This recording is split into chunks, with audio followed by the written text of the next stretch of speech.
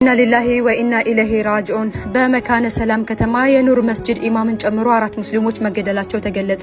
በደቡብ ወሎ ዞን ቦረና ወረዳ መካነ ሰላም ከተማ ቀበሌ 2 የሚገኘው የከተማዋ ቀደምት የሆነውን መስጂድ የኑር ሐጂ ነስሩ መስጂድ ኢማም የሆኑትን ሸህ ጀማል ከማል የመስጂዱ ጠበቃ ሸህ ኢማምን ጨምሮ እስካሁን 4 ምዕመናን በታጣቂዎች መገደላቸው ነው ከስፍራው የደረሰ መረጃ የሚያመለክተው ይላል ሀሩን ሚዲያ።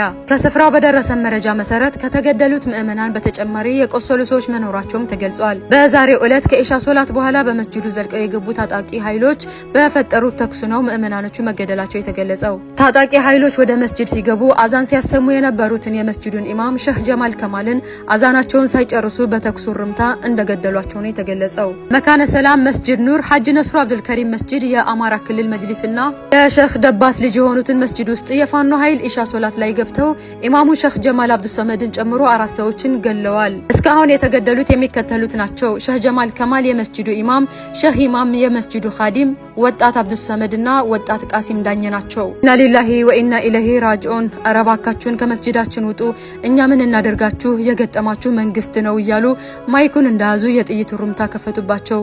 ድምጻቸው ጠፋ። አላማቸው ሲያደለ የነበረው አላህ ይዘንላቸው።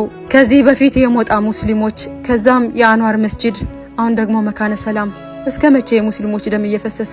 ኢና ሊላሂ ወኢና ኢለይሂ ራጂዑን። ሊላሂ ወኢና ኢለይሂ ራጂዑን። ሐስቡናላህ ወነዕመል ወኪል።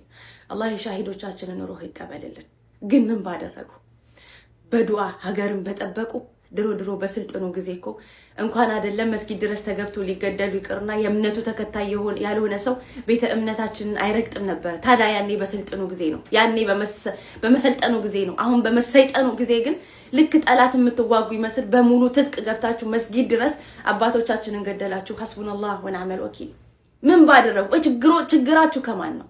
በዚህ በኩል በታጣቂ ኃይል ይገደሉብናል፣ በዛ በኩል ደግሞ ትጥቅን ልናስፈታ ነው በሚል ሌላ በታጠቀ ኃይል ይሞታሉ። በሁለቱም መንገድ እኮ ማህበረሰቡ እየተገደለ ነው ያለው። በማናቃቸው ምክንያቶች መሻይኾቻችን ሞታቸውን በየክልሉ እየሰማን ነው። ሀገሪቱ ችግር ሲፈጠር ተው የሚል የሚጸልይ ዱዓ የሚያደርግ አባት እንጣ ወይ? አላማችሁ ምንድነው? እባካችሁ እንደ ህዝብ እንማጸናችሁ፣ ከቤተ እምነቶቻችንና ከአባቶቻችን ላይ እጃችሁን አንሱ። እኛ አባቶች ሀገር ሰላም ውላ ሰላም እንድታድር ጸሎት ከማድረግ ውጪ ሌላ ምንም አይነት የሰሩት ወንጀል የለም። ስለዚህ እባካችሁ ከቤተ እምነቶቻችንና ከአባቶቻችን ላይ እጃችሁን አንሱልን።